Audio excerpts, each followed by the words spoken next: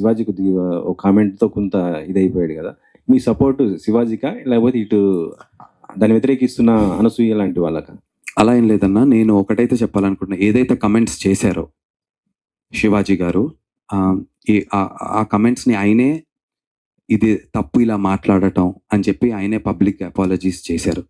So, ఎప్ నిన్ననో, మొన్ననో జరిగినటువంటి ఒక ప్రెస్ మీట్‌లో ఆయన ప్రెస్ మీట్ కాదనుకుంటా ఎక్కడో మా కమిషన్ బయట చెప్పటం జరిగింది. కాబట్టి అది మాట్లాడిన వారే అపాలజీస్ చేసినప్పుడు డెఫినెట్‌లీ మనుషులం. ఆయన ఆ 2 వర్డ్స్ తప్పే గాని అన్నదానికి కట్టుబడి ఉన్నానన్నాడు. అంటే మొత్తం అది కరెక్ట్ ఉన్నదానికి జస్ట్ నేను వాడిన 2 వర్డ్స్ మాత్రం అది తప్పది. నేను దానికి సారీ చెప్తున్నా గానీ అన్న మిగతా వాటికి మొత్తం కూడా కట్టుబడి ఉన్నాననేసి కూడా ఆయన చెప్తున్న పరిస్థితి. లేదన్నా నాకు గూడా టు గివ్ ఎన్ ఎగ్జాంపుల్ నిన్న తలపతి విజయ్ గారు మలేషియాలోనో ఐ డోంట్ నో వేరే దేశం నాకు తెలీదు ఎక్కడో. మలేషియాలోనో అబ్బాయి సూట్ యేసుకున్నారు. వెంట్రుక గోరుముక్క కూడా కనబడడు. మీద పడిపోయి తొక్కేస్తున్నారు, చీరేస్తున్నారు.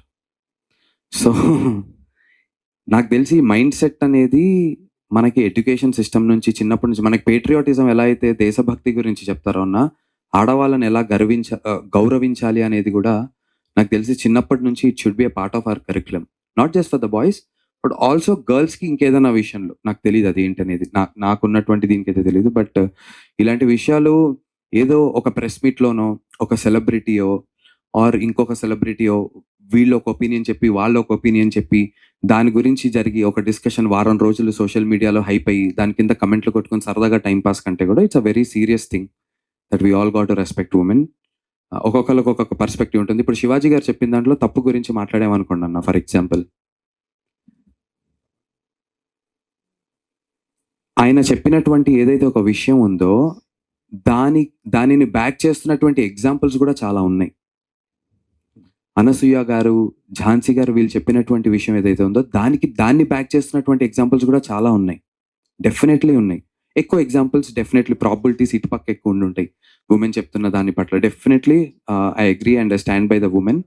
But more than all of this I really think కొంచెం యంగర్ ఏజ్ నుంచే I think we should start training people about how to behave and బయాస్డ్‌గా అమ్మాయి, అబ్బాయిని ఒకటే కాకుండా ఇన్ జనరల్లీ ఒక మంచి వ్యక్తిగా ఎలా బిహేవ్ చేయాలనేటువంటి విషయాలు చైల్డ్‌హుడ్ నుంచే మనం ఇన్‌పుట్స్ చేస్తే చాలా మంచిది అని చెప్పి నేను భావిస్తున్నాను.